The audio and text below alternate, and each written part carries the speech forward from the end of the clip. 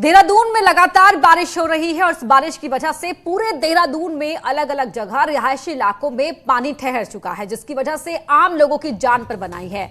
बारिश की वजह से देहरादून के गोविंदगढ़ की टीचर्स कॉलोनी में 4 से 5 फीट तक पानी जम गया है, जिसको लेकर लोगों का कहना है कि पार्षद और विधायक को इसके बारे में शिकायत भी की गई थी, लेकिन कोई हल नहीं निकल पाया। जिसके बाद लोगों ने प्रभावित इलाकों का दौरा किया।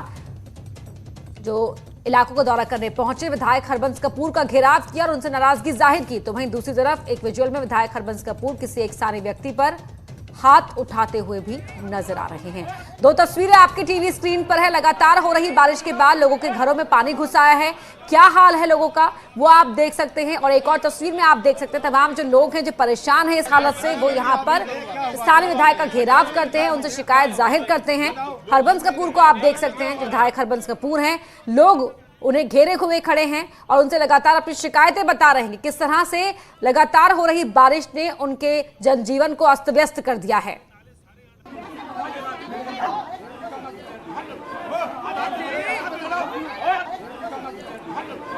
तो जब लोगों ने विधायक को घेरा तो जो विधायक हरबंस कपूर इस कदर नाराज हो गए। कोई बात नाराजगी नहीं है, अब तत्कालिक है। अब जो आदमी सफर कर अगर काम हो जाएगा तो नाराजगी भी दूर हो जाएगी। हमारे विधायक साहब इनसे तो बात हमें कहना पड़ेगा। हमारे विधायक जो काम कहने अच्छा लगा, हमें बुरा नहीं लग रहा। नहीं अच्छी बात है। हाँ, हमें अच्छा लग रहा है कि सभी लोग अपनी बातें कह रहे हैं। 5 दिन पहले भी पानी आया था। 5 दिन पहले भी प्रशासन के यही अधिकारी यहाँ पर आए थे। हमने इनसे कहा था जब तक नाले डाइवर्ट नहीं होंगे और जब तक पूरा जो पानी का निकासी है उसका जो मुंह है उसको नहीं खोला जाएगा। टेल जो है आप देखिए कितनी छोटी है। टेल में जब ऊपर से पानी आएगा और टेल छोटी होगी तो निकासी जब बॉटलनेक हो जाएगा तो ये। कल रात देहरादून में हुई बारिश की वजह से भारी नुकसान हुआ है और इस वक्त हम गोविंदगढ़ में और एक घर में अगर आप तस्वीर देखेंगे तो पानी तोड़ता हुआ आया और लोहे का चैनल तक मोड़ दिया गया है। पूरा पानी काफी था, यहाँ पे लोगों को बड़ी मुश्किल से रेस्क्यू किया गया और हालत यह है कि पूरा घर खत्म हो चुका है और पानी का लेवल यहाँ से करीबन 10 फीट के करीब था। तो यहाँ पर तमाम लोग विधायक का घेराव करने पहुंचे और लोगों की शिकायत है कि यहाँ पर इस तरह की शिकायत पहले भी की थी, लेकिन अभी तक यहाँ पर कुछ नहीं किया गया। आप यहाँ पर आपने क्या देखा और किस तरीके से पानी? यहाँ बड़ी मुश्किल से हमने निकाला है इन लोगों को और यहाँ पानी इतना था अगर कोई खड़ा होता तो बह जाता, उसमें बड़ी मुश्किल निकाला। मैम आप लोगों ने शिकायत करी है अभी तक? ये पार्षद मैंने यहाँ पे इतना 11 बजे मैं ठीक आ गई थी, पर यहाँ का पानी का प्रेशर बहुत ज्यादा था और इन लोगों ने मुझे बाहर निकाला और ये कहा, ये इन्होंने मना करा कि आप मैडम बाहर जाइए, आप भी डूब जाइए। बिल्कुल कहीं ना कहीं जो लोगों की नाराजगी वो साफ दिख रही है और लोग सुबह से यहाँ पे प्रदर्शन कर रहे हैं। विधायक का घेराव किया है, जो विधायक है यहाँ पे हरबंस कपूर है उनका घेराव किया है। यहाँ पे एडीएम प्रशासन के लोग भी पहुंचे और कई लोग पहुंचे। उनकी यही शिकायत है कि इस तरीके की पहली बार पानी भी पहले भी आया था और कोई हल नहीं निकाला गया, लेकिन आज जिस तरीके से पानी ने पूरे घर को बर्बाद किया और जो बारिश से थे वो काफी बड़ा नुकसान हुआ है। कैमरामैन अनिल रावत के साथ किशोर रावत, न्यूज़ 18 देहरादून।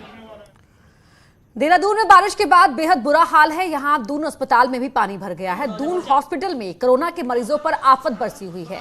हॉस्पिटल में नाले का पानी घुस गया है। मजार की तरफ से नाले का पानी अस्पताल में घुस गया है। साथ ही निर्माणाधीन फ्लाईओवर की तरफ से भी ये पानी हॉस्पिटल के अंदर घुसा है। तस्वीरों में देखिए, ये कोई नाला नहीं है बल्कि हॉस्पिटल के अंदर की तस्वीरें आपके टीवी स्क्रीन पर है, जहां पानी ही पानी है और लोग किस तरह टेबल पर चढ़े हुए हैं। और आप ये दून हॉस्पिटल की तस्वीरें हैं आपके टीवी स्क्रीन पर। तो रात में ही मरीजों को ऊपर के फ्लोर में शिफ्ट किया गया, लेकिन अंदर क्या हाल है आप इन तस्वीरों को देखकर समझ सकते हैं। वही देहरादून के प्रेमनगर इलाके में हवा में लटकती हुई 2 बिल्डिंग शनिवार शाम गिर गई और ये जो पूरा मंजर था आसपास गुजरने वालों ने अपने कैमरे में कैद कर लिया। प्रेमनगर से आर्मी और स्थानीय प्रशासन ने कुछ समय पहले अतिक्रमण हटाया था और अतिक्रमण हटाने के बाद भी कुछ बिल्डिंग पूरी तरह से नहीं गिराई जा सकी, जो अब बड़ा खतरा बन चुकी हैं और इन्हीं में से 2 बिल्डिंग यहां पर शनिवार शाम को ढेर हो गई।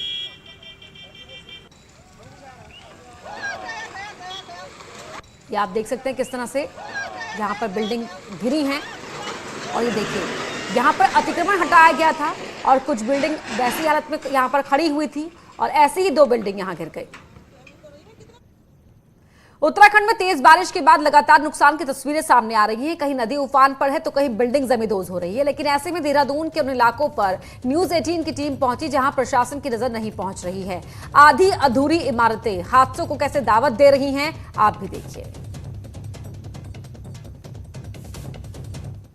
PWD जो प्रांतिक खंड है उसने मलबा हटाया भी था। थोड़ा सा दून कॉलेज का ये भी कहना है कि अपना मलबा हम अपने समेट लेंगे, उनको भी अपना काम करना होता है, तो शायद इस वजह से उसको छोड़ा गया है। बाकी हम लोग जहाँ भी संवेदनशील जगह है उनको हम देख रहे हैं व्यक्तिगत रूप से। नोटिस भेजेंगे क्योंकि अगर बरसात में नहीं, अगर लगता है जल्दी से काम नहीं करें तो उस मलबे को उठा के हम अपने कब्जे में ले लेंगे, हमें तो चाहिए। तेज बारिश के बाद नदियां उफान पर आ रही हैं, पुश्ते ढह रहे हैं, लेकिन प्रेमनगर के इस इलाके को आप देखिए जहां पर अतिक्रमण के बाद जो टूटी फूटी इमारतें हैं वो अभी भी हादसों को दावत दे रही है।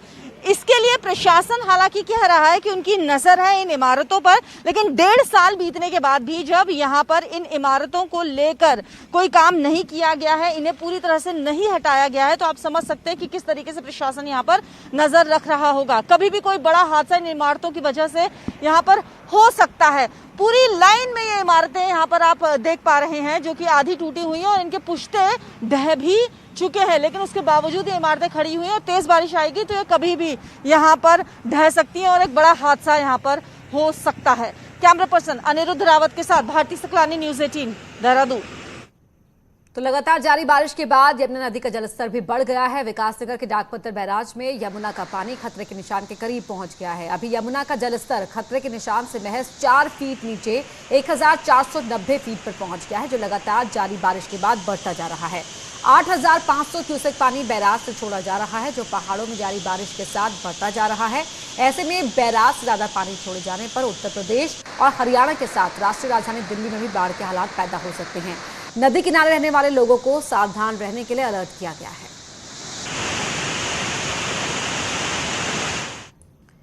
बीस दिन बाद पिथौरागढ़ के जौलजीबी से मधकोट तक आवाजाही बहाल हो गई है। BRO यानी बॉर्डर रोड ऑर्गेनाइजेशन ने डिग्री मोड़ गार्ड में करीब 50 मीटर लंबा बैली ब्रिज बना लिया है। जगह में बैली ब्रिज 27 जुलाई को आई आसमानी आफत की भेंट चढ़ गया था, जिस कारण जौलजीबी से मधकोट तक का इलाका पूरी तरह कटा हुआ था। साथ ही BRO ने बॉर्डर की इस रोड को किरकुटिया तक भी जोड़ दिया था, जिसके बाद मुंशियारी से जौलजीबी तक गाड़ियों की आवाजाही हो सकेगी। मुंशियारी से जौलजीबी तक भी आवाजाही करीब महीने से बंद है। BRO के इस पुल के बनने से जौलजीबी से हम लुमती तक पहुंच गए हैं और लुमती में एक बहुत बड़ा स्लाइड है जिसे अगले 2 दिनों में हम क्लियर कर लेंगे, तो हमारी रोड जौलजीबी से सीधा किरकुटिया तक पहुंच जाएगी। किरकुटिया में हमने PWD रोड के साथ लिंक कर दिया है, जिससे मुंशियारी तक रोड सीधे पहुंच जाएगा। बद्रीनाथ हाईवे की बात करें तो हाईवे लगातार खतरनाक बना हुआ है। लगातार पत्थर गिर रहे हैं। चमोली में गौचर के पास एक बार फिर पहाड़ी भरभरा कर गिर गई। ITBP कैंप के पास की तस्वीरें हैं, जहां सड़क लगातार ब्लॉक हो रही है और पहाड़ी दरकते हुए फिर से कैमरे में कैद हो गई है। और इस दौरान एक कार भी इस मलबे की चपेट में आने से बच गई। हालांकि तुरंत कार को वहां से हटाया गया और लोगों को निकाला गया। काफी देर बाद मशीनों से मलबे को हटाया गया और हाईवे को खोल दिया गया। वहीं नंदप्रयाग के पास भी बद्रीनाथ हाईवे बंद था, जिसे खोलने के लिए काफी दिक्कतें आ रही हैं। अभी इधर साइड का भी आए।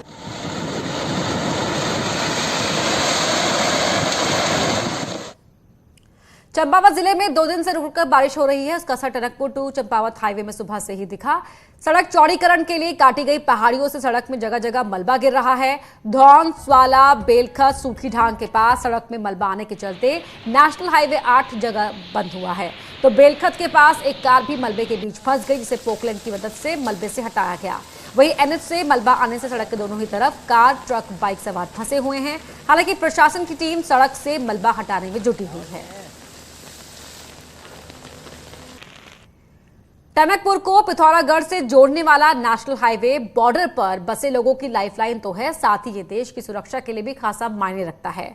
बावजूद इसके ऑल वेदर रोड निर्माण के दौरान ये हाईवे आए दिन बंद हो रहा है और अब तो ये हाईवे पहले से भी ज्यादा खतरनाक हो गया है।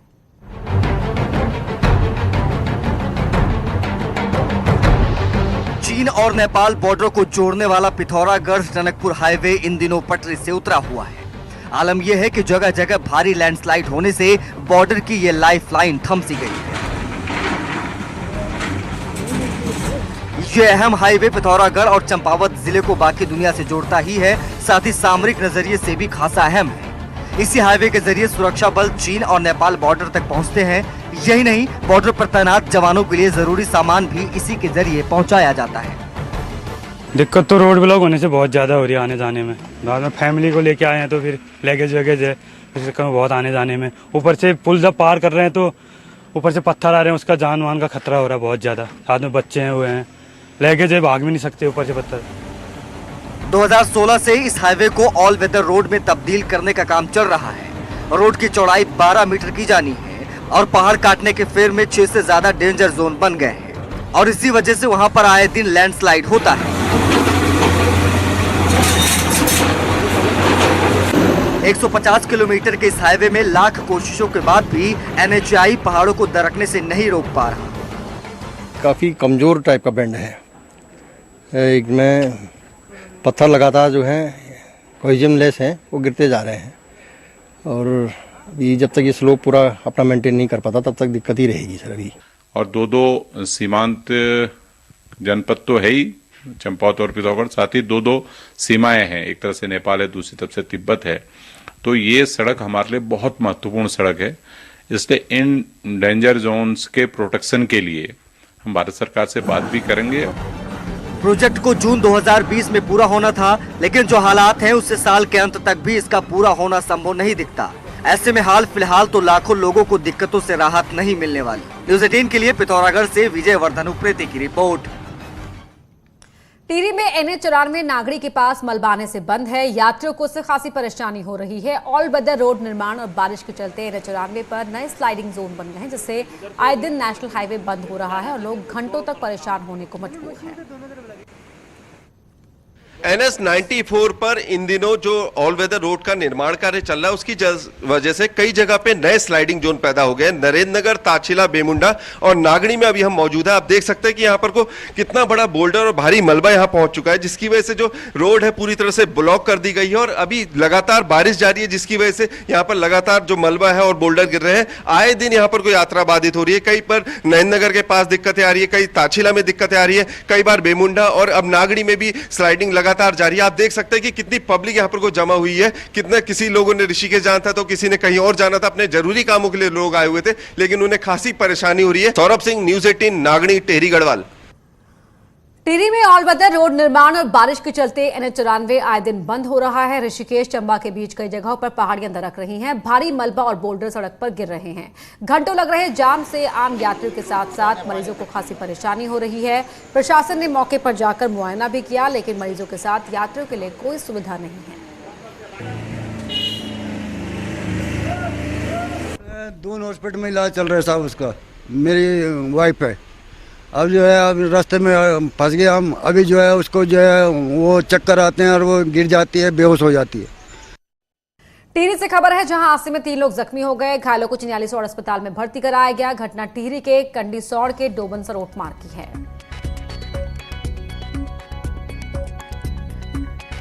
सड़क बंद होने से यात्रियों को दिक्कतें हो रही हैं। यह हादसा हुआ है, तस्वीर आपकी टीवी स्क्रीन पर है। इसमें 3 लोग जख्मी हो गए। गाड़ी किस तरह से हादसे का शिकार हुई आप देख सकते हैं। लगातार अलग अलग जगहों से खबरें आ रही हैं जहां पर सड़कें बंद हैं और उसकी वजह से मुसाफिरों को खासतौर पर दिक्कतों का सामना करना पड़ रहा है। तो उत्तराखंड में एक बार फिर भारी बारिश को लेकर अलर्ट है। मौसम विभाग ने 17 और 18 अगस्त यानी कल और परसों के लिए भारी से भारी बारिश का अलर्ट जारी किया है। राज्य के 4 जिले पिथौरागढ़, बागेश्वर, चमोली और नैनीताल जिले में ये भारी बारिश होगी। सभी डीएम को हाई अलर्ट पर रखा गया। साथ ही SDRF के साथ NDRF और आपदा प्रबंधन विभाग भी अलर्ट मोड पर है।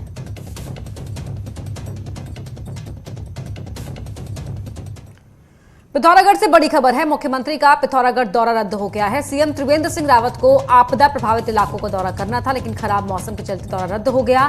सीएम आपदा प्रभावित इलाकों का हवाई दौरा करने के बाद बरम में आपदा प्रभावितों से मिलने वाले थे, लेकिन अब सीएम का पिथौरागढ़ दौरा रद्द हो गया है।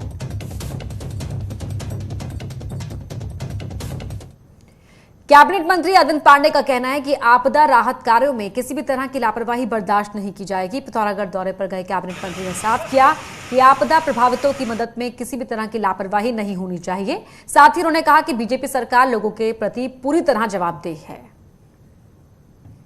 मुख्यमंत्री जी इसे प्रदेश को ईमानदारी से नई दिशा देना चाहते हैं और इसमें निश्चित ही कोई भी अधिकारी उस पर ठेस पहुंचाएगा और आम जनता की सहूलियत से खिलवाड़ करेगा तो निश्चित ही उसके लिए कोई जगह नहीं है, उनके खिलाफ कार्रवाई भी की जाएगी।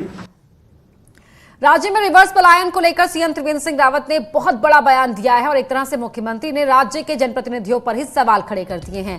गैरसैंण से सीएम त्रिवेंद्र सिंह रावत ने ट्वीट किया, जिसमें कहा सबसे पहले जनप्रतिनिधियों को रिवर्स पलायन करना होगा, उसके बाद ही आगे की उम्मीद होनी चाहिए।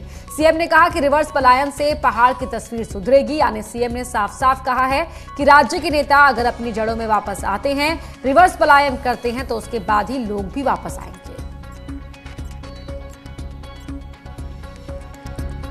तो सीएम त्रिवेंद्र सिंह रावत का एक ट्वीट आप स्क्रीन पर देख सकते हैं, जहां सीएम ने जनप्रतिनिधियों को रिवर्स पलायन कराने की सलाह दी है।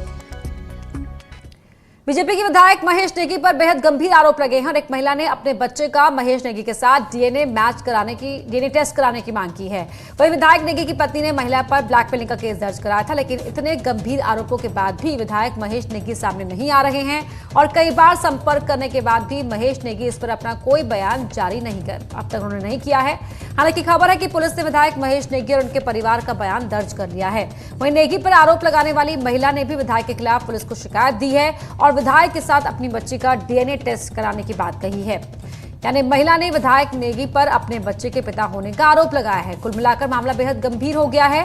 बीजेपी विधायक नेगी सामने नहीं आ रहे, इसलिए शक और ज्यादा बढ़ता जा रहा है। विधायक महेश नेगी पर लगे गंभीर आरोपों के बाद मीडिया से लगातार विधायक बचते हुए दिखे जा रहे हैं। आप देख सकते हैं अभी हम उनके आवास जो एमएलए हॉस्टल में स्थित है वहां पे खड़े हैं। ये महेश नेगी का आवास है और यहां अभी भी ताला लगा है। महेश नेगी यहां पे नहीं है और ना ही वो अपने जो विधानसभा क्षेत्र है वहां पे हैं। महेश नेगी लगातार मीडिया से बचते हुए दिख रहे हैं क्योंकि महिला द्वारा लगाए गंभीर आरोप के बाद महेश नेगी के चलते अब जो राज्य की राजनीति है वो भी कहीं ना कहीं गर्मा गई है। भले ही सूत्रों द्वारा ये भी जानकारी मिली है कि महेश नेगी के परिवार की पूरी जो पुलिस ने मिली है और पुलिस ने इनसे बातचीत की, उनका बयान अभी लिया गया है और यहाँ तक ये भी पता चला कि जो महिला जिसके ऊपर महेश नेगी की वाइफ ने पहले आरोप लगाए थे ब्लैकमेलिंग के, और अब उस महिला की भी तहरीर पुलिस में चले गई है, जिसके बाद अब जांच पुलिस कर रही है। लेकिन ये देखना होगा क्योंकि राजनीति से जुड़ा ये मामला है, बड़े गंभीर आरोप लगाए हैं महिला ने। अब ये देखना दिलचस्प होगा कि आखिर जांच के बाद क्या कुछ निकल के सामने आता है। कैमरा पर्सन भरत शर्मा के साथ मैं सत्येंद्र बर्तवाल, न्यूज़ 18 देहरादून। वह इस मामले में पुलिस का कहना है कि जांच की जा रही है। हालांकि मामला हाई प्रोफाइल है, ऐसे में पुलिस भी ज्यादा सतर्क दिखाई दे रही है। एप्लीकेशन है वो जो कथनी थाना है उसको हमने मार्क किया है कि इसको भी इन्वेस्टिगेशन में शामिल करेंगे और जो भी फैक्ट्स सामने आ रहे हैं उस सभी फैक्ट्स को इन्वेस्टिगेशन में शामिल किया जा रहा है और प्रयास यही है कि जो सही बातें हैं उस इन्वेस्टिगेशन के दौरान निकल के सामने आए और उस हिसाब से आगे कार्रवाई की जाए।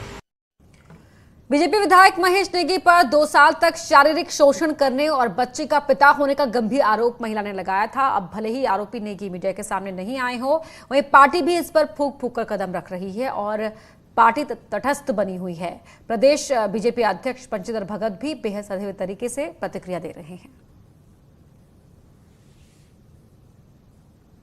देखिए, उसने आरोप लगाए तो विधायक जी की पत्नी ने उनकी एफआईआर की। अब ये पुलिस का काम है वो देखें कि इसमें सच्चाई क्या है, सच्चाई क्या निकल के आती है, उसके बाद कोई बात करेंगे। निश्चित रूप से कोई चलते फिरते कह दे कि नहीं मेरे साथ ये हुआ, इसको नहीं माना जाएगा। पुलिस उसकी तहकीकात करेगी क्योंकि उनकी पत्नी ने एफआईआर दर्ज की है, तो उसके बाद पुलिस बताएगी कि कौन दोषी है कौन नहीं है। जब दोषी कोई पाया जाएगा तब उसके खिलाफ पार्टी सोचेगी। अब आपको सुनाते हैं विधायक महेश नेगी पर आरोप लगाने वाली महिला का क्या कहना है। मैं अपने हस्बैंड के साथ रह रही थी। मेरे हस्बैंड के साथ मेरे बच्चे का डीएनए टेस्ट हो चुका है। मेरे बच्चे का डीएनए मेरे हस्बैंड से मैच नहीं कर रहा है, इसलिए मैं महेश नेगी के साथ मेरे बच्चे का डीएनए टेस्ट कराना चाहती हूँ। उन्होंने झूठा मुकदमा मेरे पे लगाया है, झूठा आरोप मेरे पे लगा रहे हैं कि मैं उनसे 5 करोड़ रुपये मांग रही हूँ। बस मैं इसके खिलाफ अपनी आवाज़ उठाना चाहती हूँ। और टिहरी से खबर है, जहां पूर्व कैबिनेट मंत्री दिनेश धने कोरोना पॉजिटिव मिले हैं। धने ने सोशल मीडिया के जरिए इसकी जानकारी दी। हालांकि उनका कहना है कि वो 10 अगस्त से होम आइसोलेशन में थे और टेस्ट कराने के बाद उनकी रिपोर्ट पॉजिटिव आई है।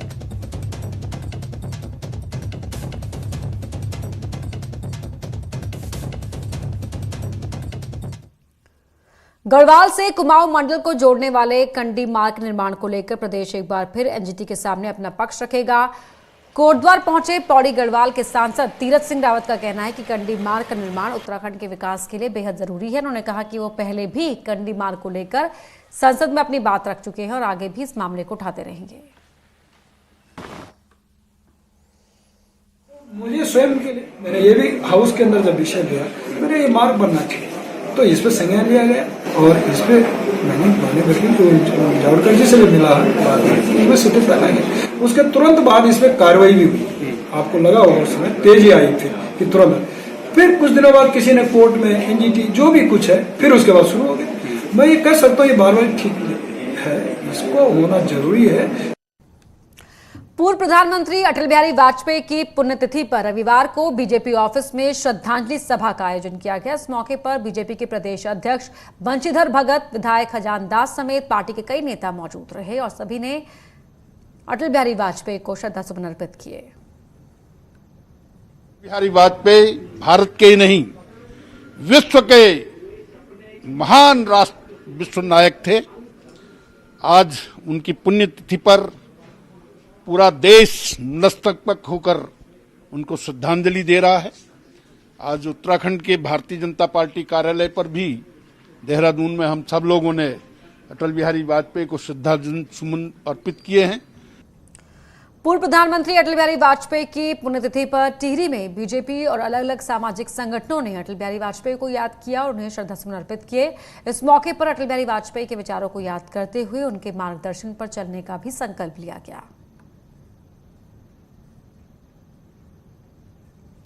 11 अगस्त को खटीमा में शख्स की मौत हुई थी। पहले रैपिड टेस्ट में मरीज पॉजिटिव पाए गए थे, तो अब RT-PCR टेस्ट में मरीज की रिपोर्ट नेगेटिव आई है, जिसके बाद अब मृतक के परिवार वालों ने हंगामा किया है और जांच पर सवाल खड़े किए हैं। डीएम ने इस मामले में जांच के आदेश दिए, लेकिन सवाल यह है कि अगर मरीज कोरोना पॉजिटिव था ही नहीं तो फिर मरीज को एम्बुलेंस क्यों नहीं मिली। परिवार वालों का आरोप है कि वक्त पर एम्बुलेंस नहीं मिलने की वजह से ही मरीज की मौत हुई। और यहां वक्त हो गया एक छोटे से ब्रेक का।